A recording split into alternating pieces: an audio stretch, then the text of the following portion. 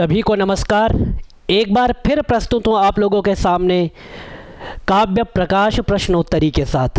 आइए प्रारंभ करते हैं अपनी प्रश्नोत्तरी को। सबसे पहला प्रश्न आज का है प्रश्न संख्या 82। हमारा आज का पहला प्रश्न है और हमारी श्रृंखला का प्रश्न संख्या 82।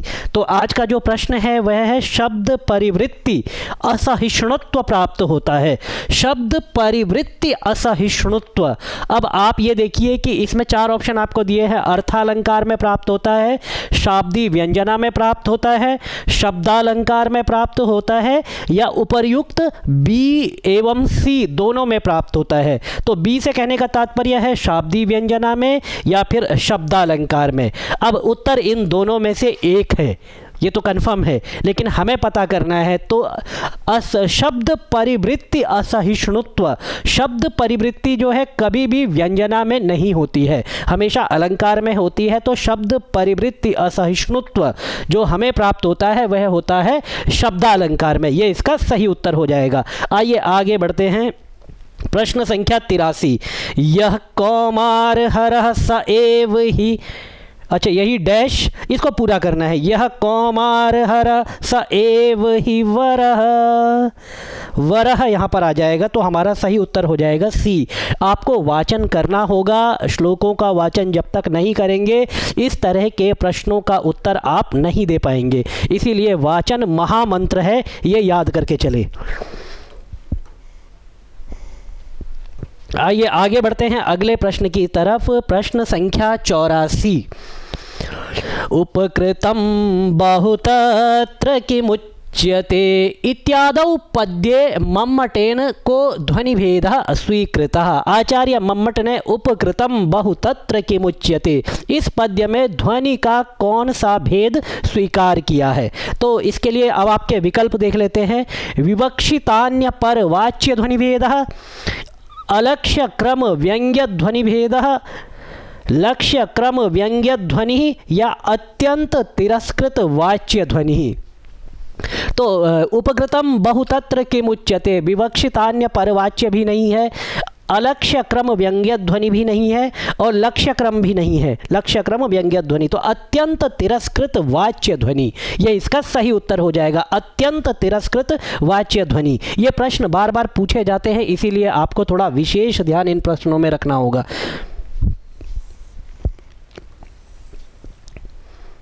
अगला प्रश्न है आपके सामने। स्फोटाश्रित काव्य सिद्धांतोस्ति। स्फोट आश्रित काव्य सिद्धांत कौन सा है ये बताना है। तो स्फोट हो चाहे विस्फोट हो, दोनों में ध्वनि ही प्रकट होती है। जब स्फोट होगा तो ध्वनि निकलेगी, ऐसा ही जो है वाक्यपदीयकार भर्तृहरि भी कहते हैं। तो अब देखिए इसके जो है रीति होगा नहीं, स्फोट होगा तो रीति नहीं, रस भी नहीं होगा, अलंकार भी नहीं होगा, लेकिन ध्वनि हो जाएगी। तो आपका सही उत्तर है डी, ध्वनि। आइए आगे बढ़ते हैं। अर्थांतर संक्रमित वाच्य ध्वनि कस्य ध्वनेः प्रभेदः। अर्थांतर संक्रमित वाच्य ध्वनि कस्य ध्वनेः प्रभेदः। लक्षणामूला ध्वनेः, अभिधामूला ध्वनेः, शब्द शक्त्युद्भवस्य या फिर अर्थ शक्त्युद्भवस्य। तो ये अर्थांतर संक्रमित वाच्य ध्वनि, ये जो ध्वनि का भेद है लक्षणा मूला ध्वनि का भेद है। ठीक है, तो आपको ये याद रखना है, लक्षणा मूला ध्वनि का यह भेद है। ठीक है, आगे बढ़ते हैं अगले प्रश्न की तरफ। सशंख चक्रो हरिः इत्यस्मिन् उदाहरणे हरि शब्दस्य वाच्यार्थः अस्ति इंद्रः, विष्णु, वानरः या फिर सिंह। अच्छा, ये सभी शब्द जो है हरि शब्द के पर्यायवाची है, लेकिन हरि शब्द का जो साहचर्य है वो किसके साथ दिखाई देता है। सशंख चक्रम, सकिरीट कुंडलम, सपीत वस्त्रम, सरसीरुहेक्षणम, सहार वक्षस्थल कौस्तुभश्रियम, नमामि विष्णुम शिरसा चतुर्भुजम। विष्णु के साथ शंख और चक्र का जो है ये संबंध देखा जाता है। शंख चक्र इंद्र के भी नहीं होते, वानर के भी नहीं होते, सिंह के भी नहीं होते, शंख चक्र होते हैं विष्णु के। तो आपका सही उत्तर बी विष्णु यहाँ पर हो जाएगा। आइए आगे बढ़ते हैं अगले प्रश्न की तरफ। तो आपको कहीं कहीं पर कुछ यदि आप सिद्धांतों को पढ़ लेते हैं तो बहुत अच्छा है, सिद्धांतों को नहीं पढ़ते हैं तो सामान्य ज्ञान कि शंख चक्र विष्णु के साथ ही जाएंगे, इस तरह का व्यावहारिक ज्ञान अगर होगा तो उससे भी आप उत्तर कई जगह दे पाएंगे। आइए अगले प्रश्न की तरफ बढ़ते हैं। मम्मटानुसारेण उत्तम काव्यमस्ति, मम्मट के अनुसार उत्तम काव्य कौन सा है? अब वही प्रश्न कई बार आया है तो उसकी भाषाएं बदली हुई है। सब कहते हैं गुणीभूत व्यंग्य काव्य, शब्द चित्र, अर्थ चित्र या ध्वनि को। तो गुणीभूत व्यंग्य काव्य होता है मध्यम काव्य, ठीक है, गुणीभूत व्यंग्य काव्य मध्यम काव्य। शब्द चित्र और अर्थ चित्र होते हैं अवर काव्य या फिर अधम काव्य, और ध्वनि काव्य जो होता है वह होता है उत्तम काव्य। तो प्रश्न के अनुसार मम्मटानुसारेण उत्तम काव्यमस्ति, तो ध्वनि काव्य क्या है? उत्तम काव्य होता है। मम्मट के मत में ध्वनि काव्य है। अब ध्वनि काव्य क्या है? तो वही प्रश्न रिपीट हुआ है, उत्तम काव्य ध्वनि, उत्तम काव्य को ध्वनि काव्य कहा जाता है। ठीक है, ये जब आप काव्य प्रकाश पढ़ेंगे तो डिटेल से वहाँ पर जो है इसका पूरा वर्णन है और साथ में इसके कई उदाहरणों के साथ इसको प्रस्तुत किया गया। कुछ उदाहरण आगे आएंगे, अभी उनको भी आप देखेंगे तो कुछ तो यहीं पर क्लियर हो जाएंगे, कुछ आपको थोड़ा सा देखना पड़ेगा या इसी को बार बार सुनिए तो यहाँ पर भी आपको इससे लाभ हो जाएगा। वाच्यात अतिशायिनी व्यंग्ये काव्य, वाच्यात अतिशायिनी व्यंग्ये, वाच्य से अधिक व्यंग। तो उत्तमोत्तम काव्य होता है, मध्यम काव्य होता है, उत्तम काव्य होता है या फिर अधम काव्य होता है। तो उत्तमोत्तम तो काव्य होता ही नहीं है।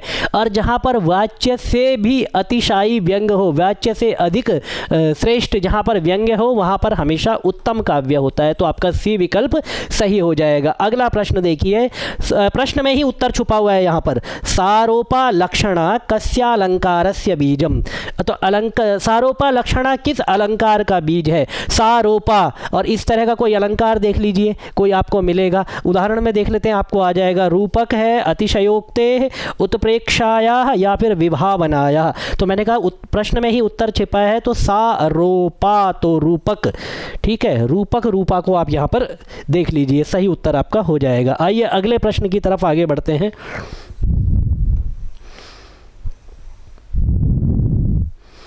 ये रहा जी आपका अगला प्रश्न है। एक बार देखिए स्क्रीन में कहाँ तक आ रहा है, थोड़ा कटा हुआ है ये, तो प्रश्न मैं पढ़ दूंगा तो आपको और ज़्यादा क्लियर हो जाएगा। ध्वनिर्बुधई कथितः, ध्वनिर्बुधई कथितः। अब इसमें जो बुधई पद है इसका क्या तात्पर्य है? बुधई पद से किसे कहा गया है?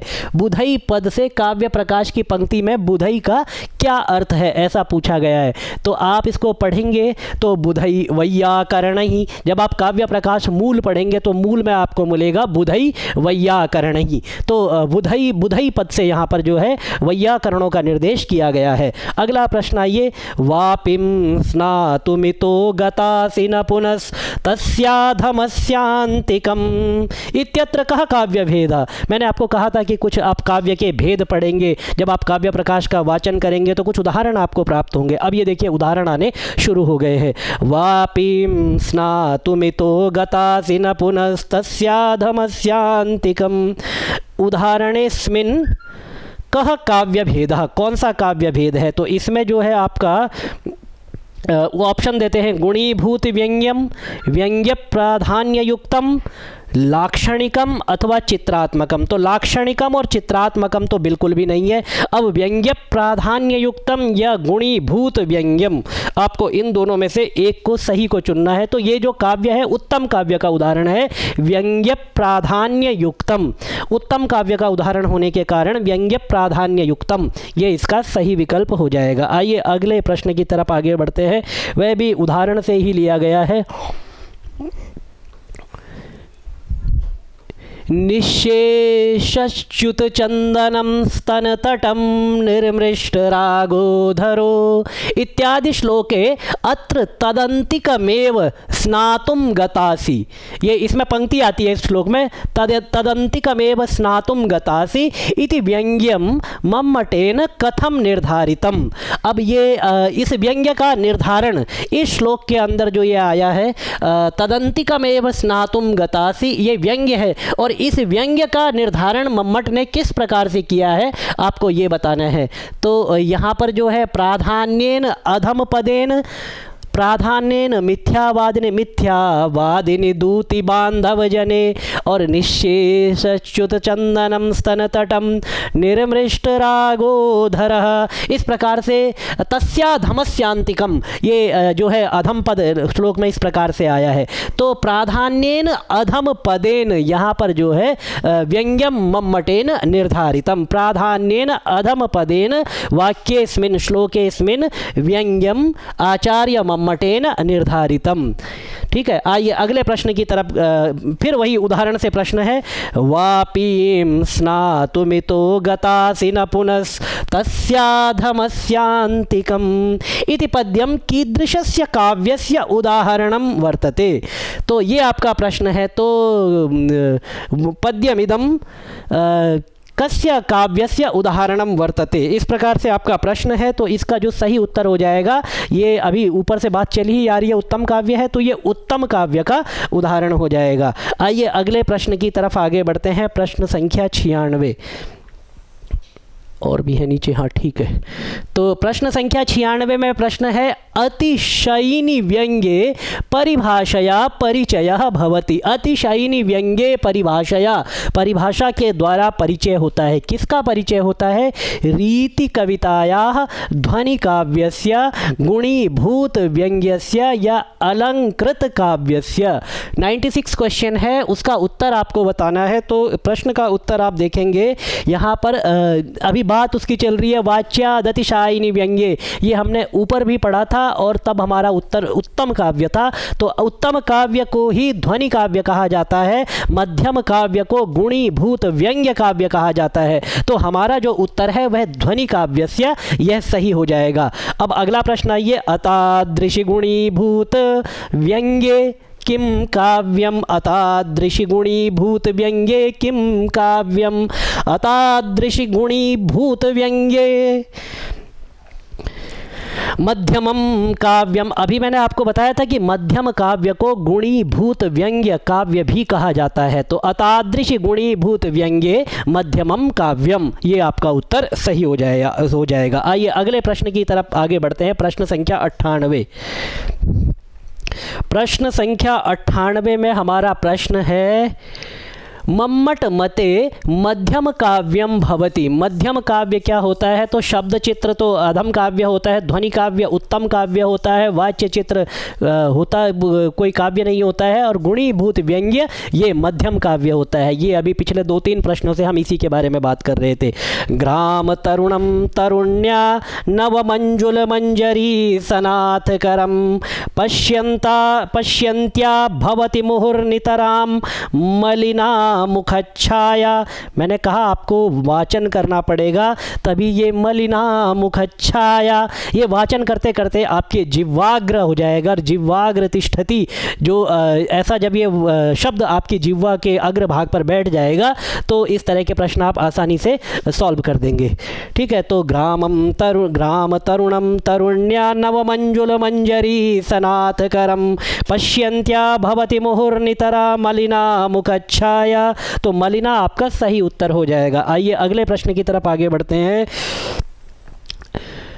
ग्राम तरुणम तरुण्या नव मंजुल मंजरी सनाथकरम